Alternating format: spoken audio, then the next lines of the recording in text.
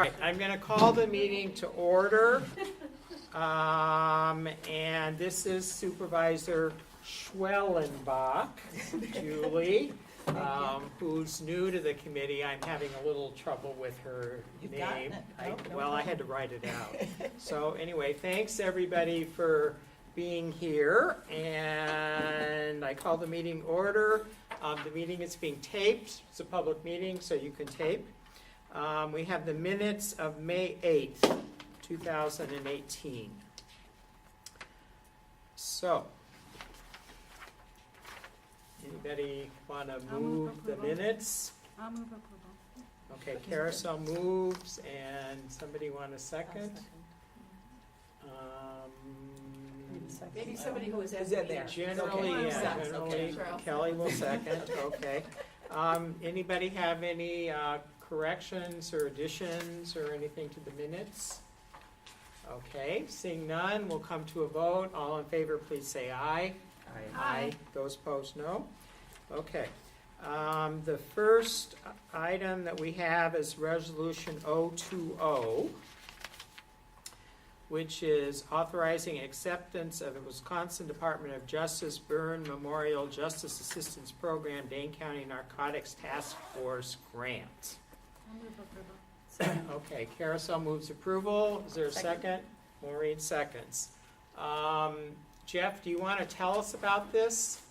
Well, you know, I'm a man of many words, so, Yeah. yeah. That's what we like to see here. Exactly. Well, it's our annual grant, which partially funds For new the, members, can you tell people who you are? If they don't know. well, I think we met at the new supervisor orientation, but I Okay, am Jeff this Hook, is- I'm the chief deputy for the sheriff's office. Jeff Hook. Right.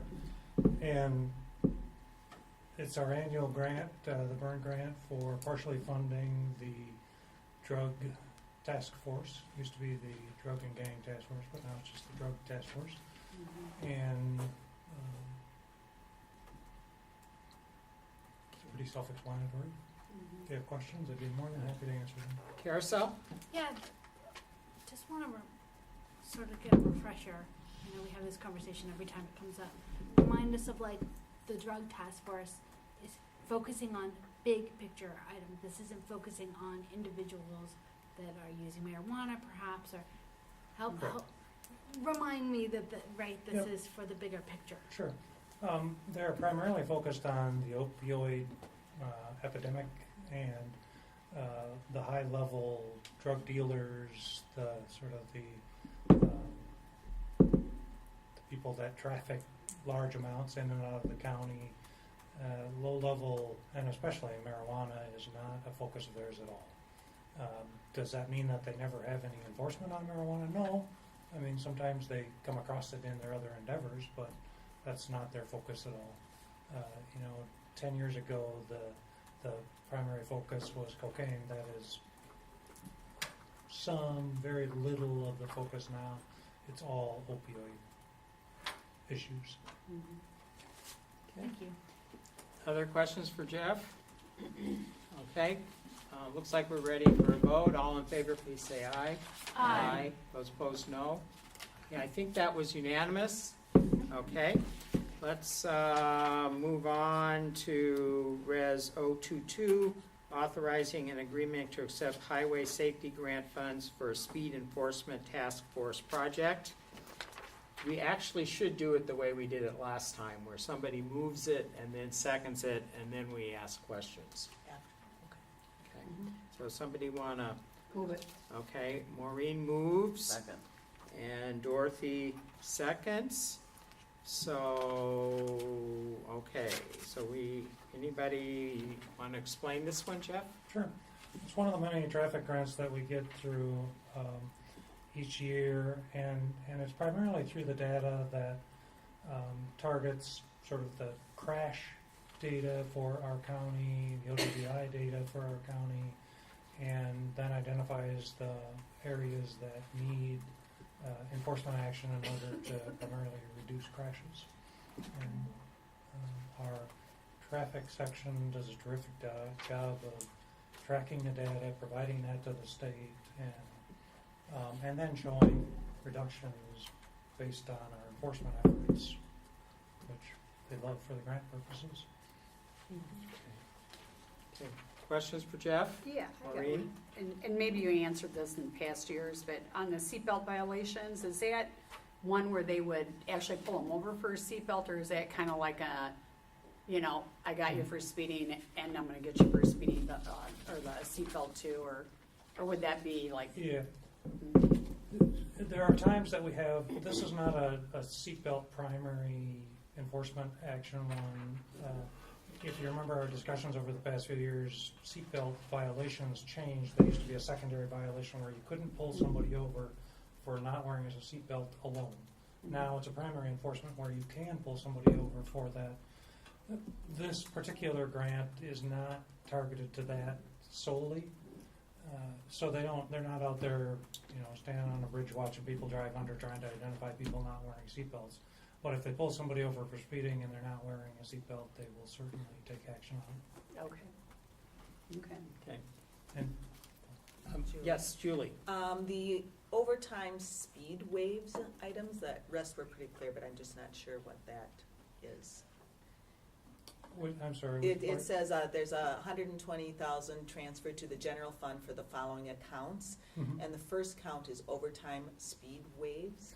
Yep, that's just that's the overtime line that the money goes into to pay for the overtime for the speed waves is the name of the grant. Oh, got it. So it's Okay. been going on for years, and years ago it got that, it was a speed waves grant. Got it. So once the budget line's created, they keep putting it in the same budget line. Okay, that was the only thing that wasn't clear. Thank you. And then it's sort of confusing because under it, it's, you know, we get the lump sum, but out of that lump sum, they have to say, well, this much is overtime, this is much is retirement, this much is workers' comp. Right. So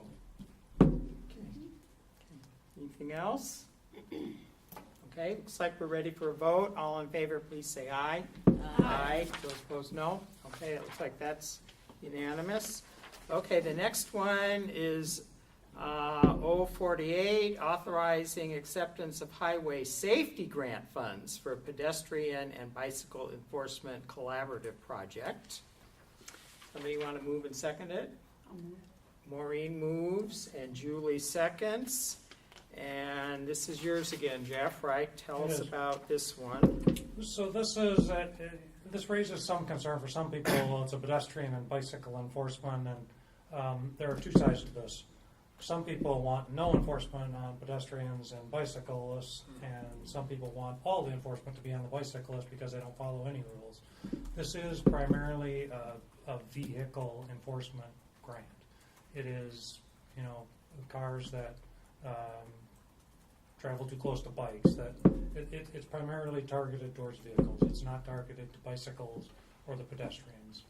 So it's set up to people that don't look, you know, follow the rules of crosswalks, those types of things. Okay. So if you're one of those, I want to argue for the bicycle side. Go ahead, we can talk about that. Okay. Okay, any discussion? A question. Yes. Yes. Does this, did you guys work it out? Didn't the NPV and the TPV do a like bicycle safety report recently as well? Mhm. Is this related? Or do they tie in Yes. at all? Correct. Yes. I actually do have one. Yes. And just curious, I don't know, but is there such thing as drunken bicycling? There is. Really? Yes. It's quite embarrassing when people get arrested for that, but they do. And how do you catch them? I mean, as opposed to just dumping it on the curb, you know? Well, actually, that's very interesting because there was a UW police officer who arrested a lot of people in the last 10 years for drunk driving on their bicycles, and it's pretty easy to see when they're going down the street. Yeah, Because it's pretty wobbly. yeah. I mean, yeah, think about a car weaving down the street, a bicycle's a lot more obvious. Okay. Okay. I mean, yeah. That's a real thing, especially at the university. Yes. Yeah, And I I know suppose. that they've talked about how that's illegal to remind students that, right? It's tough because when you're not sober, you're thinking that you're making a good choice by taking a bike, which perhaps you're making a better choice by not taking a bike. But when your safety is not okay because you're on a bike, but also, can you imagine a bike swerving in and out? It's going to cause a car to swerve. So Right. it's not perhaps as dangerous, but we don't usually hierarchy. Right. Danger, really bad, danger, medium bad, right? It's still not a good idea. Okay. Anything more on this one? Okay, we'll come to a vote. All in favor, please say aye. Aye. Those opposed, no. Okay, that one passes unanimously. Authorizing, that, you're Julie, right? I am. Yes, okay. Come on up, Julie Foley from the DA's office. Res 059, authorizing acceptance of one-time competitive Victim of Crime Act grant funds and establishing and reallocating revenue and expenditure lines to reflect the changes resulting from receipt of funding. So, Carousel, would you like to move this? Yes, I would love to. Carousel is moving it, Second. and should we This let, Yeah. Kelly, did I you think want to so. second it? Sure. I saw your Thank you, hand. Kelly. Oh, that's just how I. Oh, okay, I'm trying to spread things It's a around a great little bit. resolution, a second. Yeah, there you go. Okay, so it's moved and seconded, and Julie Foley from the DA's office is going to tell us about this one. So, my unit, which is the crisis response component of victim services in the DA's office, is a federally funded grant program, largely federally funded. And there have been more dollars that have been released over the last few years, and which has allowed us to write for one-time competitive funding. So we have our continuation grant that we write for every 3 years, and then we have these opportunities to write for one-time money. So this is our proposal that was accepted in full by the Department of Justice, Office of Crime Victim Services, and what it's going to pay for is we have 5 additional home alarms. They're alarms that law enforcement typically puts in the homes of victims of domestic violence, possibly stalking. We've had families that have been impacted by a homicide before and don't feel safe in their home because of retaliation. So these alarms, the victim is able to carry a pendant and activate the pendant like a garage door opener, and the signal goes directly to the 911 dispatch center, and it becomes a priority 1 call. So it takes priority over other existing calls. The exec's office actually identified some carryover capital dollars. The alarms only work if they have radios in them.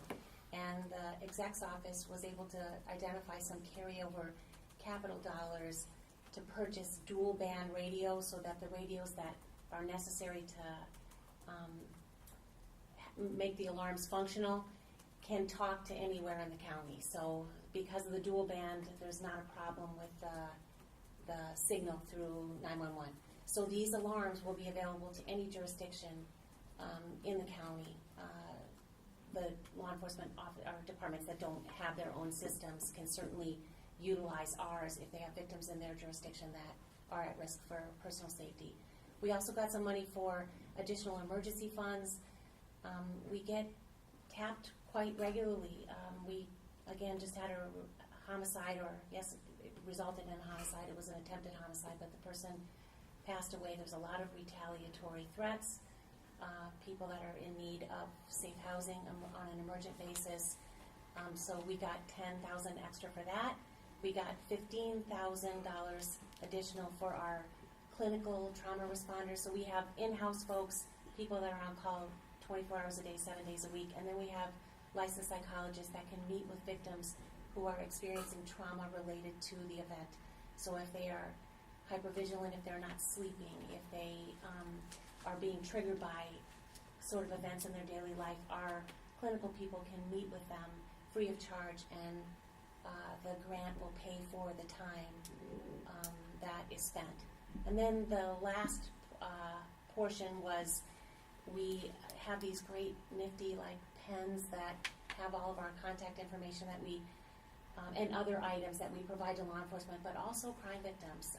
A lot of times we're getting calls directly from crime victims because it's not always easy to find a business card, but it's kind of useful to find a nice working pen. So those are the items. They're one-time funded. They don't affect our regular grant. So it's a real, from our perspective, it's a real gift. Oh, and the last thing, I'm sorry, Adams Outdoor is doing it's called a bomb, so we're doing, highlighting a variety of crime types: identity theft, homicide, vehicular homicide, armed robbery, elder abuse, and those billboards will be in the county for 30 different spots for 30 days. So that's what. Okay. All right, very good. Questions for Julie? Carousel? A couple different questions. First of all, Great. thank you and congratulations. So the one-time funds, is it one-time funds because these are physical items? Are we going to need to figure out how to fund this next year at this time? No, No. because they're need it one time, right, and what happened is, because the funds were available, we could add on to our existing budget for this time, so, One-time purchase. correct. And how many do we have approximately? How many? Radios and Oh, pendants. so the DA's office themselves, I mean, our unit, we will have a total of 9. The sheriff's office has 6. City of Madison has 2. One of the real bonuses of our writing for this grant was that we got a chance to sit down with dispatch, the Dane County Sheriff's Office, the City of Madison Police Department, and the radio shop. And they're putting out to all the departments in the county to bring their existing equipment in. Steve Jacobson at the radio shop is going to do an inventory and catalog each of these alarms so that there's no possibility that they could be misnumbered and somebody could be dispatched to the wrong place. So I think probably at the end of the day, there's going to be about 20 of these units in the county. They're oftentimes, I mean, we have had situations in the recent past where there have been none available, and we have had to ask victims with existing alarms if they still are in need of their systems, which is a horrible thing to have to do. Yes. How many do you think we would need to never have nothing? There's no such thing as never, right? You can't predict. But how many, if you could say we need this to be comfortable? And it changes every day. I mean, I think over the years that if you had 20, we would be over our need. We may get up to 16, 18, but over the years, I mean, at times we'll have 3, 4 of them sitting idle. At times we'll be scrambling to find one. Mm-hmm. But this is very, very beneficial because historically we are the only ones that have them, the sheriff's office. Sometimes we got to put them in the city of Madison, the DA's office didn't have any. So this more than doubles our capacity of what we have now. So this is great. Okay. and one time, just one anecdotal story. So one time we had he was a night auditor at a hotel and was victimized. And in our estimation, we never thought that the individuals that were responsible for the underlying crime would seek him out. But because the criminal justice system, you're like in a fishbowl and your privacy goes away, this individual, the only way that he was able to function in his household was to sit with that pendant in his hand next to his alarm and didn't come out of his house for a long time. In our, we would not have perceived that as a imminent safety issue in the broad scheme of things, but in that person's mind and in that person's experience, that was the only thing that kept him. That's what makes me think you could, I mean, as a teenage sexual assault survivor, I mean, I can think how this can help so many people, just the comfort of it, the psychological support of it.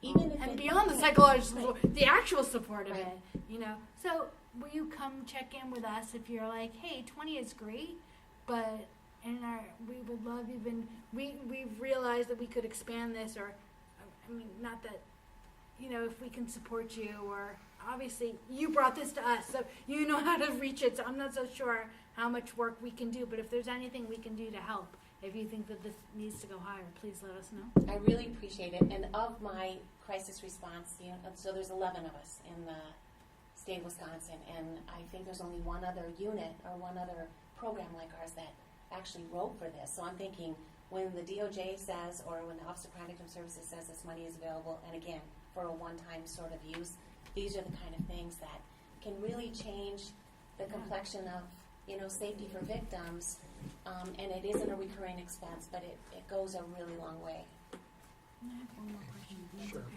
So, one more question about the advertisements or the billboards. Just is there going to be some entity, perhaps your office, that's going to just sort of review them.